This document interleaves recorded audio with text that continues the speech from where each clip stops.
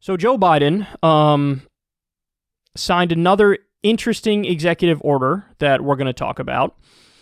Joe Biden to order Justice Department to end private prison use.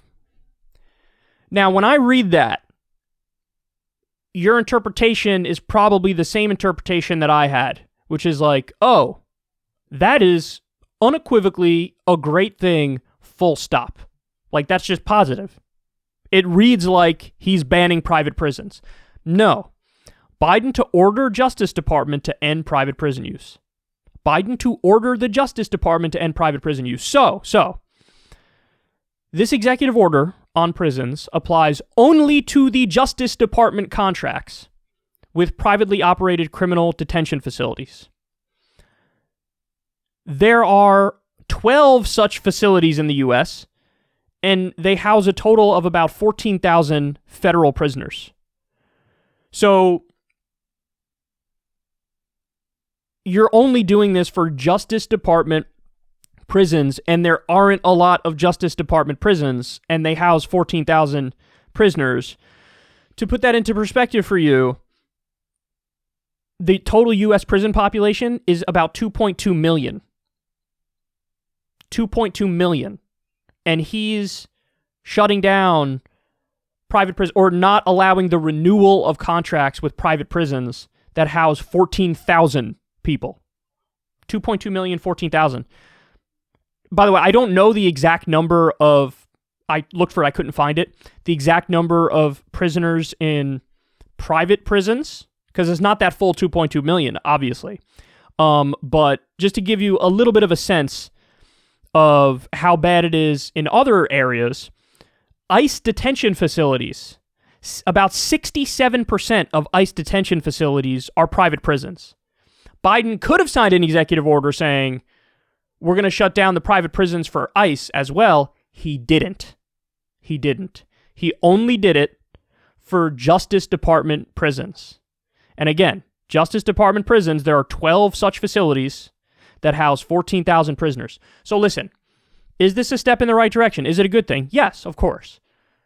Would I rather have the private prisons that are contracted with the Justice Department shut down, and instead of private prisons, you have public prisons? Yes, without a doubt, because these things have a history of abuse and all types of problems with it. By the way, Management and Training Corporation and GEO Group and Core Civic are the main private prisons.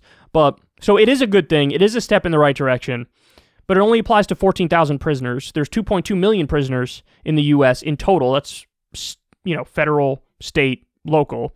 At the end of 2019, there were about 116,000 prisoners held in privately operated facilities. Oh, I do have that number, which represents roughly 7% of all state prisoners and 16% of all federal prisoners. Okay, so there you go.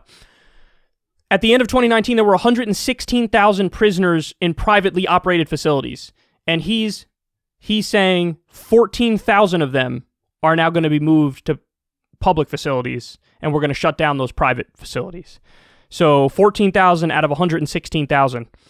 Step in the right direction for sure, but really the next thing he should do is say the ICE detention private facilities, those need to be shut down. And again, 67% of them are private, okay?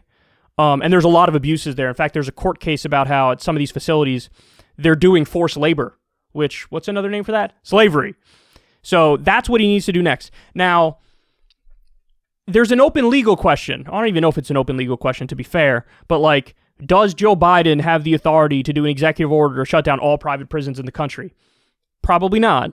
But Congress would be able to do that. Congress could pass a law saying no more private prisons. But what Joe Biden can do is say all of the federal government private prisons, all the federal contracts with private prisons can be not renewed or shut down. And he didn't do that. He just did it for the Justice Department, which is a small number of the private prisons. But he can, if he so chooses, say all the other private prisons that the federal government contracts with, whether it's the Justice Department, whether it's ICE, whether it's some other government agency, those he can get rid of. But he only did it for the Justice Department, which is only a tiny baby step in the right direction, but he's got a long way to go. So honestly, listen, you got to keep it real. Even though this is a step in the right direction, it really is more symbolic than anything. Because if he really had an ideological issue with private prisons, he could have, in the same executive order, said, we're shutting down all the ICE detention private prisons. But he didn't do that. He didn't do it. So, point is, you got to keep these things in perspective. And a lot of the headlines are just misleading. Like, they're just giving him too much credit up front. And when you read the specifics, the devil's always in the details. And it's like, you get a little bit of credit, but not nearly as much as everybody's giving you right now. Because everybody went crazy. I went crazy when I first saw the headlines. I was like, yes, he's shutting down private prisons. And then when you read the specifics, it's like only 14,000. There's 116,000 prisoners in private prisons in the country. And he's leaving the ICE private prisons as is, and 67% of ICE detainees are in private prisons. So anyway, it's always an issue when you're trying to figure out how to cover these things, because I'm trying to give it the most accurate coverage I can possibly give it. You know what I mean? Which means give credit where credit is due, but also keep it in perspective and criticize where you need to criticize. And so I'm doing the best I can with that. I know you guys, maybe some of you would put an emphasis on a different part of the story, or some of you lean more on the side of giving credit anyway. Some of you lean more on the side of like, no, this is sort of bullshit window dressing. I'm just giving it to you as clearly as I could give it to you and as accurately as I can give it to you based on my interpretation of the set of facts. But there you have it. These are the facts.